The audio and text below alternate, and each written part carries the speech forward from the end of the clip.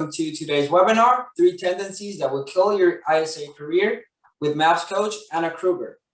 Please note this meeting is being recorded and will be available within 24 hours on the MAPS Fast Track YouTube channel. You may access the YouTube channel from your Zoom confirmation email, and we will also share the link in the chat momentarily. Currently, everyone's on mute. We do value group participation, so we ask that if you have any questions for your coach, please type them into the chat box below and they will be addressed throughout the session. Following this meeting, if you have any questions about today's call or our other coaching programs, please email us at fasttrack@kw.com. That is fasttrack@kw.com. And that's all for me, Anna. Take it away. All right, welcome everybody. If you can hear me, just give me a little thumbs up out there. That would be great. Awesome. Good to see you guys. And if possible, I'd love to see your faces so you can turn your cameras on. I would really appreciate that. And my name's Anna Krueger, and I've been coaching ISA since 2008. I've been in ISA since 2006. And what's funny is I always said I would never do business or sales. So here we are. And actually, I love it. I'm glad I do this for a living. So today we're going to talk about 3 tendencies that if they creep up on you, they will absolutely kill your career. And what I want to focus on is what's the opposite. So if these 3 tendencies will hurt your career, what can you do that will actually help your career? So we'll talk through those things today. So grab pen and paper. And by the way, if you would put in the chat box and tell me your location, that will help you for referrals. And then also tell me what your position is. So are you a lead ISA? Maybe you're a buyer agent, listing agent, ISA. I would just love to know who our audience is here today. So I'm curious, let's get some interaction going. If you had to guess, what do you think one of the 3 might be? You can unmute yourself or use the chat box. So what do you think a tendency could be that would hurt your career? Anyone? Avoiding lead generation. Yeah, that's a sure thing, Philip. Yeah, avoiding lead generation, that'll definitely hurt your career. Anybody else? Not focusing on our one thing. Maybe thinking like, oh, the allure of the field is there, and trying to dabble in both. Yeah, so maybe trying to do 2 different roles instead of focusing on inside sales or lead gen. Is that what you mean, Andrew? Yes. Yeah, I totally agree. I even know for me as a coach, I can get distracted if I'm focusing on one class and I forget that I have another class coming up. One class could get started off great and the other class could suffer. And it's just because my focus has been divided. So I see that even in my role as a coach. So let's jump in. You guys are totally right. Those things will certainly hurt your career. And I'll jump in and share with you the top 3 things that I found. And then we should have time for questions at the end and some discussion. So the first thing that we're gonna say is, especially right now, have you noticed the market shifting because of interest rates? And what I find that really hurts careers is when you get in your head about that. And what I mean by that, it was so fascinating to me at the beginning of the pandemic in March of 2020. I coached a lot of really talented people one-on-one. And you know what the number one thing I heard in March 2020 was? Which is, it's almost laughable now when you look back because we have some perspective now. But you know how many talented people said, I just don't know if I'm good at my job anymore. I just don't know if I'm good at what I'm doing anymore. I feel like I'm calling twice as many people and I'm not getting appointments and I'm just wondering what's wrong with me. Have you ever had a day where you feel like that? I'm curious, how many of you were working at the beginning of the pandemic? You were actively in real estate. Okay, so it looks like a couple of you, but mostly everybody here is new. Well, if you remember when everything first happened, the market really just kind of froze for just a second. Yeah, we had these talented people thinking, what's wrong with me? Am I good at my job anymore? And they basically weirded themselves out of their position. So what I want to do, I'm going to share with you a slide that we teach in the class, Mastering Inside Sales. The next launch of that class is next week, actually, at this time. We'll talk about that later. But I want to give you some different things to analyze in your business when things seem to not be going quite right. So I want you to write each one of these things down.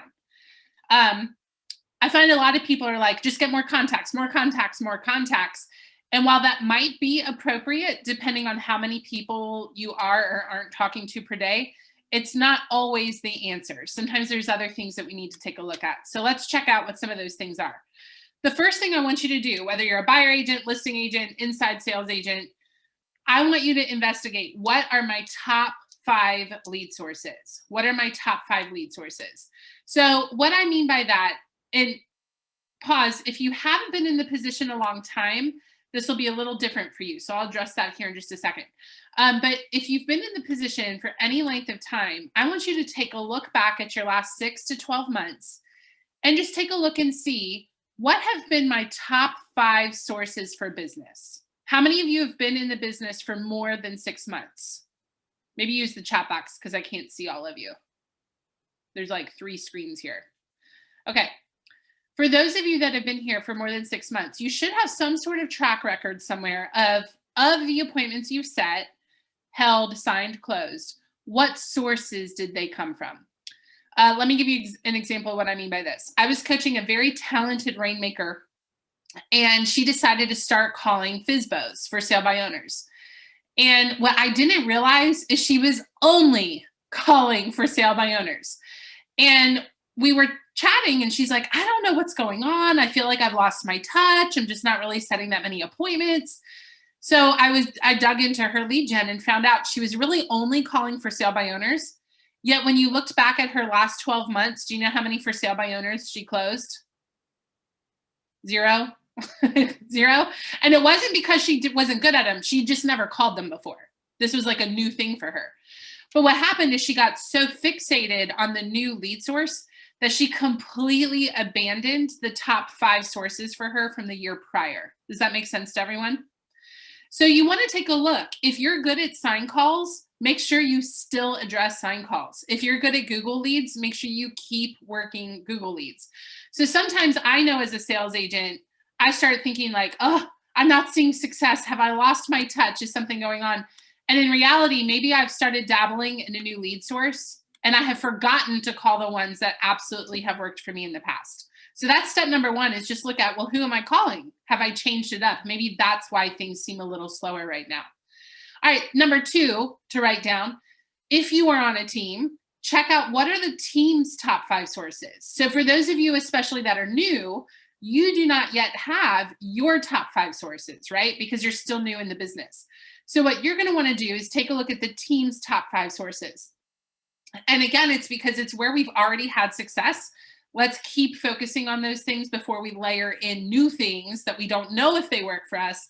Let's make sure we're working our top 5 sources before we dabble in some new things. So for those of you that are new, ask the team, in the last 12 months, what are the 5 sources that gave us the most closings? And that's where I would recommend that you get started. Another thing to evaluate, and this is a big one. We're going to talk about number 3 for just a second. I want you to ask yourself, how often are you calling a new lead 6 times in 6 days? Everybody write that down. That's a key thing right there. Harvard has studied this, and when you call new leads 6 times in 6 days, it's been proven that you will have a 90% contact ratio. How many of you would like to have 9 out of 10 leads actually make contact in the first week? Anybody? I know I would. I was actually just talking to someone yesterday, and they were saying how, I've had these lead sources, and honestly, they had a lead source that they thought was just terrible. They thought it was a bad lead source. They were considering getting rid of it altogether. Well, we had a training around calling that anytime a new lead comes in, call it 6 times in 6 days and leave it 5 voicemails. And I gave a lesson on how to leave a voicemail. Well, we talked again, and they were saying, this was just yesterday, they were saying how now they see that lead source is actually a fantastic lead source, but because they weren't working it correctly, they thought it was a bad lead source. All of you have experienced this. Have you ever had a relationship that you thought just wasn't going too well? It could be with your kids. It could be a romantic relationship. It could be anything. And then you actually decide to put some time and energy into that relationship, and suddenly you see it improve. We've all experienced that, right? Well, your lead source might be the same way. So you want to make sure you call new leads 6 times within 6 days, and that can be 6 business days. So that could be Monday through Friday and then Monday. That would be 6 times in 6 days. And you're going to notice that more and more people are picking up. The fourth thing, and this would especially apply to those of you that are inside sales agents, once you set an appointment, do you have a system to find out what happens to the appointment? So what that means is, let's say I set an appointment for Philip, and Philip is the agent, I'm the inside sales agent. Do Philip and I have some sort of system where he systematically communicates back to me, hey, your appointment showed up, or they didn't show up, and here's what happened in the appointment? Why does that matter? Let's talk about that for a second. What if, let's say I see Bridget on screen. So what if I'm sending appointments to Bridget all the time, and 5 out of the 10 appointments all tell her, oh, I didn't realize that this was an appointment. I thought you were just coming out to preview my house. I didn't realize that you were coming out here to list my house. I'm so sorry, I'm not looking to list my house. Well, wouldn't it be important for me to know that from Bridget? Bridget should tell me, because that's something I need to work on as an inside sales agent. I need to get better at qualifying people. So that's part of why we want to make sure that there is some sort of communication feedback loop between the ISAs and the agents. Now, if you're an agent and you don't have ISAs on your team, just skip number 4. But if you are on a team, make sure that there's some form of communication going on. All right, and then let's hit number 5. Let's hit number 5. And by the way, this is all number 1 of 3 things that will kill your ISA career. The reason I'm showing you these 5 things underneath of number 1, 3 things that will kill your ISA career, and I said getting in your head. Can you see by what I've shared with you on screen, any one of these things could affect your results? Right? Like if you totally change what lead source you're calling, well, that could affect your results. If you aren't getting feedback on appointments you've been setting to know how to improve, well, that could affect your results, right? If you have a lead that comes in and you only call it once versus 6 times in 6 days, well, that would affect your results, right? But you could sit there and just think, oh, I'm just not very good anymore. I've kind of lost my touch, and you've gotten all in your head about it. And in reality, it might just be that there's some tactic that you need to get back to. It doesn't mean, it's very unlikely that if you've built a skill that you've just lost it all of a sudden. So that's why you want to look at these things. So the 5th thing under number 1, getting in your head about it, is you want to just check real quick, how many hours are you spending on lead gen, lead conversion? Now, if you are an ISA, inside sales agent, the target is 75% of your day. So if you work 8 hours, 6 of them should be on the phone. Now, if you're an agent, I would say 3 hours of that should be on the phone. So think, if you're an agent listening, think of it like you have a lead generation business before lunchtime. And then after lunchtime, that's when you go out and service clients. Okay, that's how I like to think about it. And if you're a new agent and you don't have clients yet, then I would just lead gen all day, just like an ISA does. But true story, I was coaching an agent once who had a fantastic conversion rate. He would talk to about 10 people and set 3 appointments. Isn't that crazy? 3 out of 10, 30% conversion rate. That's one of the best in the country that I've heard of. But you know what we were running into? He was only setting like 1 or 2 appointments a week. You know why? He just wasn't talking to enough people. So I almost felt like I was coaching someone who was a marathon runner, but they wouldn't get off the couch. That's what it felt like. And as a coach, I sat there and I was like, oh my gosh, you are so good. When you actually talk to people, you turn them into appointments with very little effort. Yet you're barely spending any time on the phone. So when you just look at your numbers, you don't look like you're really that great of an agent. Yet in reality, your conversions tell me that you're excellent at what you do. You're just not putting in the effort and the time or the consistency. I saw someone type in the chat box consistency. So can you see all of this is under number 1? The first thing that'll kill your ISA career, or your agent career for that matter, is just getting in your head. So what I would encourage you to do when you start to get in your head and you're thinking like, am I still good at my job? Do I even know what I'm doing anymore? I want you to take and run through these 5 things and just evaluate, have I gotten away from any of these 5 things? And if you've gotten away from one of those 5 things, there's a good chance that, yeah, you still have skill. You've just gotten distracted. Got it? So all that's number 1. I have one more little story for you, and then we're going to go through 2 and 3, and those will be pretty fast, and then we'll open it up for questions. When I was living in Maryland, we had this freak snowstorm, and nobody was picking up the phone that day. I felt like it was dead on the phone. And my manager came to me around 3:00 in the afternoon. She's like, "Hey, Anna, I've noticed you haven't set any appointments today. What's going on?" And I looked at her 1,000% serious in her face. And I was like, "I think it's because it's snowing outside. I think everyone's distracted." She's like, "Oh, you're so cute." And we had a great relationship. She was teasing me, but she was like, "Come here, let me show you something." And she pulled up the tracker. We had an automatic tracker that tracked my dials. I had barely dialed anyone that day. But guys, I'm telling you, as honest as, like, I'm looking at you right now in the face, I had no idea that I had dropped my dials. In my head, I was working the same as I had the day before and the day before. But I think what happened is I got distracted by the snow outside and I didn't even realize it. So sometimes you also just need to take a minute and just look at your numbers. Just look at your numbers. If you're having a slow day, take a minute and just look, okay, am I calling the same amount of people that I usually do? And maybe like me, you're having a day where your perception is way off from reality. I was shocked when she showed me my numbers. Have any of you ever had a day like that? Okay, I'm not the only crazy one out there. I was so shocked. So that would be the last thing there. So number 1, don't get in your head. If you've noticed a dip in your production, do not go immediately to, oh, there's something wrong with me. That is very unlikely the case. It's likely that you've gotten away from some foundational habit and you just didn't realize it. So check out those things I shared on the slide. Okay, the second thing that'll mess up a career is to get away from scripting, And if you prefer to call it conversation practice, go for it. Some people prefer to call it that. I think the real challenge with this comes when you've done the job for a while.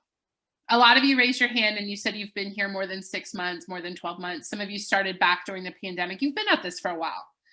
And it's so easy to just feel like, I've heard this before. Let me get away from this. Can I be really vulnerable with you guys for a minute? Like, I'm going to share with you one of my coach fails. When I was a new coach, every Sunday night, I would sit down and I would write out 10 questions that I could use throughout the week as a coach. Just like good open-ended questions. My coach recommended to me that I did that. So every week before the week started as a new coach, I would write down 10 open-ended questions that I could use on calls just to kind of pull from if I needed them. Well, after a few months of being a coach, I felt like I got in the habit, I knew what I was doing, and I no longer did the questions. I didn't even realize it. And I started noticing on my calls, I didn't feel as powerful, like leading people through questions. I started noticing I felt more like, I'm not really sure what we should do in this situation. And I actually made the correlation. I'm not asking great questions. I've gotten away from the habit of preparing for the week. So I have felt this as a coach. I definitely felt it as an inside sales agent. So I want to ask you guys and take a minute and think for yourself, how much do you believe you should be practicing your conversations every week to earn the income that you want to be earning? Just take a minute and think about it. And then I want you to put in the chat box what that answer is. So, and make it really specific. So Tanya, I see your point in there, daily. Take it a little step further, like how long every day? Are we talking 30 minutes a day, 15 minutes? And is it going to be in the morning? Is it going to be at lunch? Is it going to be in the afternoon? So I want you to think about what that should be. I want to encourage you with something, because a lot of you guys are typing in several hours, which I think is great, by the way. But let me just encourage you with something. If you are brand new, I would recommend that you spend close to an hour every day practicing. And some of that might be outside of work. Okay. I used to record scripts and listen to them in the car. Super annoying. I preferred to listen to music, but I also preferred to make money. So for about 6 months, I would listen to scripts in the car while driving to and from work. Does anybody here do that? I got that idea from Bold, I think, the Bold class. From somewhere I got that idea. I will also say though, once you have your foundation down, you likely can script 15 minutes a day and do just fine. Okay. If you think about it, 15 minutes a day adds up to an hour and 15 minutes a week. If you do it 5 days a week. Well, then if you do that 4 weeks a month, which is average, you're almost up to 5 hours a month of practice. Isn't that crazy? I find that super encouraging. So if you said to me, Anna, script for 5 hours this month, that would feel kind of overwhelming. But if you said, Anna, practice for 15 minutes a day, that feels very doable, right? So I would encourage for most of you, and you're going to have to judge, if you have your own script, if you know, I have this script down, I've already mastered it, I just need to refresh it, I would say 15 minutes a day is probably sufficient. If you're new, I would look at more like an hour a day. Okay. All right. Let's go. GoPro. Thank you for sharing that. Okay. And then let's do the last one. And this is a big one. This is probably the one I struggled with the most. And this is what we're going to spend a minute on here.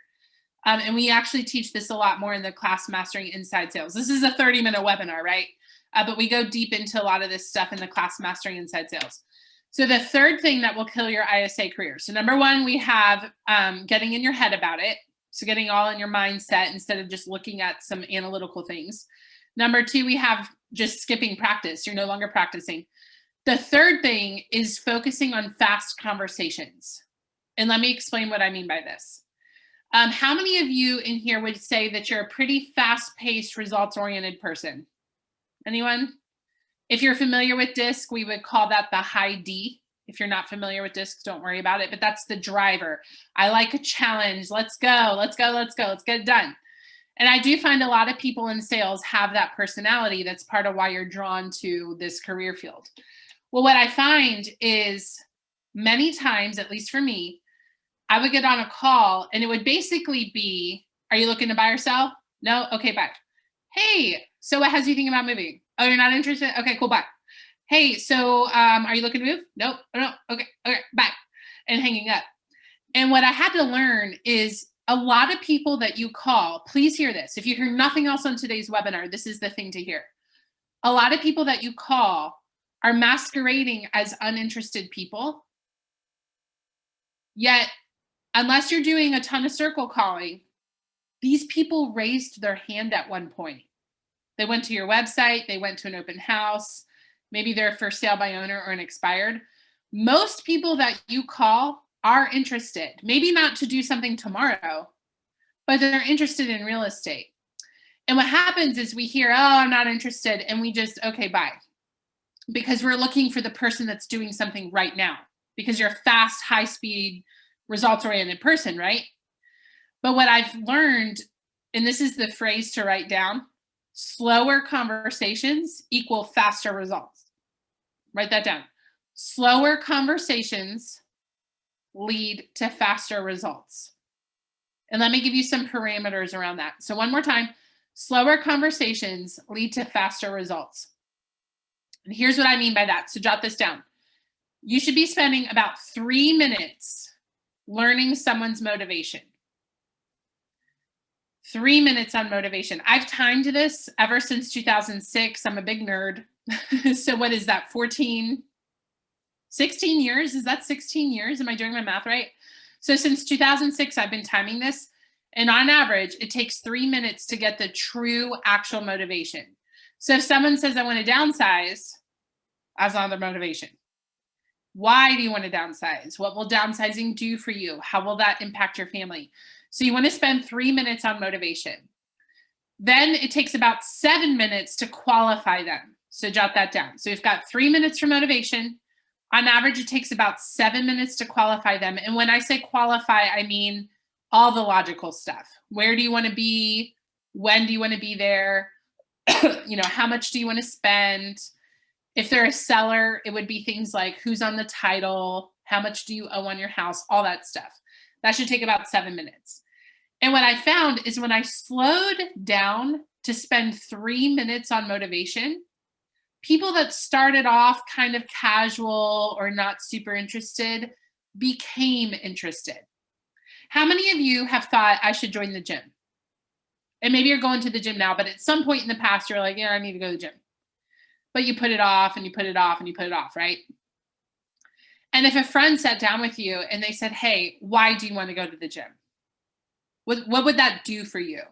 You said you want to be healthier. Like, what does being healthier mean? And why does that matter to you?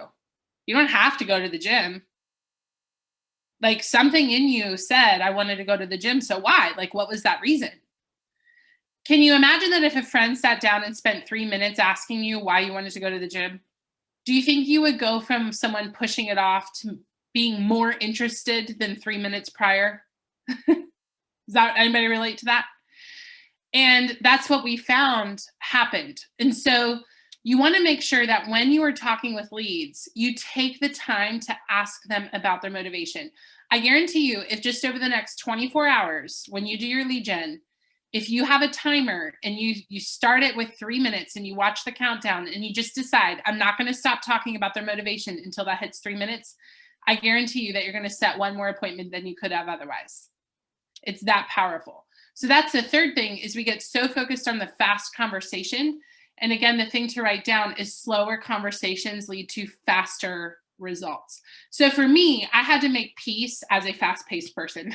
I had to make peace with the fact I will get more accomplished by working more slowly with people about their motivation. Does that make sense to everyone? So the 3 things, number 1, don't get in your head. Check the analytics that we talked about at the beginning of this call. Number 2, make sure that you're practicing. And it could just be 15 minutes a day if you already have your scripts down. If you're new, spend more like an hour a day. It will pay off. Trust me, it'll pay off. And then the third thing is have a slower conversation specifically about motivation, and to see if it then can get their motivation to be higher. And if you again needed that analogy, just think, if someone said, why should you go to the gym? And they asked you 3 minutes of questions about that, you would probably get motivated about going to the gym. So all that being said, I just threw a lot of information at you. I want you to know that we have an entire class that focuses on this stuff. In fact, we have a whole class where we spend 2 hours on how to get motivation in those 3 minutes. We teach you how to ask really good open-ended questions. We teach you how to use script. We actually have a whole class on how to use script with people and make sure you do that well. A new student actually just recently told me, they've only been in the class a few weeks, and she said, I have tripled my contact to set ratio. So her percentage has tripled, not gone up 3 percentage points. Her percentage has tripled in the first few weeks of being in our program, because she's learned how to talk to people, get them motivated, and then get them into action. So her contact to set has tripled in just a few weeks. So that class is starting 1 week from today. It's called Mastering Inside Sales. And Rodrigo, if you could put the link, I might have the link here too, but if we can get the link to that into the chat box. And here's the thing, if you've already taken it, you probably know someone that would benefit from it. Or you could take it again. We have a lot of people that take that class multiple times over. Okay, there we go. All right, thank you, Taylor, for that shout out there. We have a lot of people that take that class multiple times over. I have another person who just told me they went from setting 2 appointments a week to setting 8 appointments a week, and we're only about halfway through the program. So it's super compelling. The program, I see some questions here. The program is 18 weeks long. And the way we do it is we meet for 3 weeks, we take a week off. We meet for 3 weeks, we take a week off. And we do that so you can actually get in your head the 3 weeks of content before we layer more on there. We actually found people remembered the content better when we started teaching it a little bit slower. Otherwise, it was like a little too much too fast. So it's 6 months long when you put that all together. It's $199 a month, $199 a month. And we did the math. If you get 1 closing at today's average commission rate, it's an 8 times ROI. And those of you that are in the class, I don't know who all here has taken the class. Maybe just tell us, how many closings a month are you getting now that you've taken the class? But again, on average, if you get just 1 closing, that is 8 times the value of the class. I think I answered all the questions. So $199, 6 months long, but we meet 18 weeks out of the 6 months. And perfect. What you get is 19 language patterns. So the science of how to talk to people. What I like about a language pattern is it's not a script like read this paragraph. A language pattern is more, here are the 3 steps to follow if someone says, I'm busy, call me later. So you can put your own words into it. So Andrew, I see you there. Andrew can sound like Andrew. Jeremy can sound like Jeremy. Darla can sound like Darla. But you all are following a pattern, but you can use your own words in the pattern. So that's what I like about language patterns, is it frees you to have your personality, yet it gives you a science to follow. Does that make sense? So you get 19 language patterns. We give you 4 tracking systems. And then we also talk about the business of real estate. So for example, I teach you, how can you predict your income based off your daily activities? I used to show up for work and think, I'm just going to do my best today and hopefully it all works out at the end of the year that I hit my income goal. Once I understood the business of lead gen, lead conversion, I now know how to predict my income based off my activities. Every class is recorded, so you can watch it in the portal within 24 hours. So if you can't join us live, that's okay. You can always watch the recording. A lot of people do that. Okay, what other questions do you guys have? We're actually at time, so if you need to go, that's fine. I'll hang on for an extra minute here. What questions do you guys have, either about class starting next week or about the content you learned today? By the way, thanks for joining me. You did not have to be here, so thanks for joining me. Any questions? Looks like we're all set. You're welcome. You're welcome. Where do you find script recordings? Daryl, so I took the scripts and I read them myself into a recorder. These days, that was a while ago. These days, what I would do is use, if you have an iPhone, and other phones have this too, but they have the voice memo option, that app. I just recorded myself reading the script into the app, and then I would play it in the car. That's how I did that. So and then I also got some recordings from the Bold class. Back in the day, they gave us CDs. I would listen to it in the CD player of my car. But again, these days I would just record on an app somewhere. Any other questions here? I'm curious, how many of you will be here next week in Mastering Inside Sales? I get excited when I see the roster. So who's going to be there? I have a quick question. Yeah. I know you did a little bit of the call outline where you said 3 minutes to get to the motivation, 7 minutes to qualify. On average, how long should those calls take us? Yeah. So on average, if you go from hello all the way through to set appointment and you've never talked to them before, the average is 12 minutes. 12 minutes. Now I say it that way because let's say that I've talked to Katie 3 weeks ago, and then 2 weeks ago, and then last week. And every time we talked, I got a little bit of information. Well, today I might take 5 minutes to set the appointment, but it's because I've had previous conversation. So on average, from hello, I've never talked to you, all the way through set appointment, average is 12 minutes. If it takes 15, I wouldn't worry about it. But if you're on the phone with someone for 30 minutes, I want you to think through, who are all the people I'm not reaching because I'm spending too much time setting the appointment. Setting appointments, it's a fine balance. It's because if you get all the information that you need over the phone, it makes you not want to show up for the appointment, right? I had blood work done back in 2020, back when doctors were doing all the Zoom doctor appointments. Remember that? And my doctor called me and said, hey, everything's fine. We didn't see anything weird with your levels. I think you're just a tired person. I was like, what's wrong with me? I'm tired all the time. Can you check my vitamins? And she told me my blood test results. And then she said, well, let's set an appointment to get together. And I said to her, I was like, is there a reason we need to get together? I mean, are you going to tell me anything different? And she laughed and she's like, I mean, actually, no, that it would be to go over your results, but I did just tell you. So yeah, I guess we don't need an appointment. And that resonated with me as an inside sales agent, because I thought, how often have I done that? where say I'm talking to Joy and I answer all of Joy's questions instead of saying, great question, we'll talk about that when you get together with the agent. Well, why would Joy meet with me, right? So to go back to your question, if you're on the phone with people more than about 12 to 15 minutes, really start asking yourself, what are we talking about that's taking so long?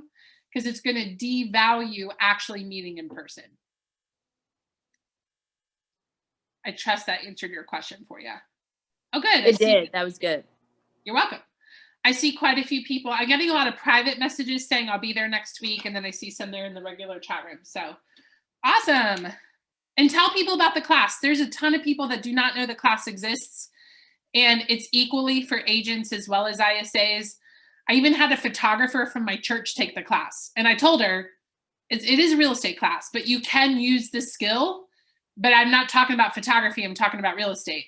And she told me by about the 6th class out of 18, she actually was not showing up anymore. And I asked her like, hey, is everything fine?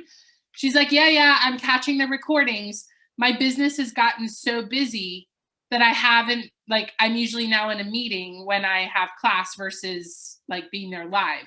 And she was watching the recordings. And she was a photographer. So basically, if you talk to humans and your goal is to turn them into clients, the class will help you, regardless of what profession you're even in. Definitely agents and ISAs. All right, guys, well, I hope to see you in class next week. And one quick thing, on Monday, we're going to do a bonus extra help call. And actually, let me see if I can find that link real quick. How many of you are having challenges with the interest rate increase and talking with buyers and sellers? It's very common right now, right? So we've put together, and give me a second, I'm trying to find the link for it. We're going to do a bonus call on Monday. No, we're not. We're going to do a bonus call on Tuesday about how to talk with people regarding interest rates. And I just found the registration link. So let me throw that in the chat box. There you go. Oh, thank you, Rodrigo. He got it as well. So that's going to take you to the registration for how to navigate interest rate conversations. And we'll do an hour training on that on Tuesday. All right, guys, we're well over time. I want to respect Rodrigo. He's moderating this. We're going to hop off, but thanks for joining me. I trust I'll see a lot of you this time next week in the class Mastering Inside Sales. Have a great day, everybody.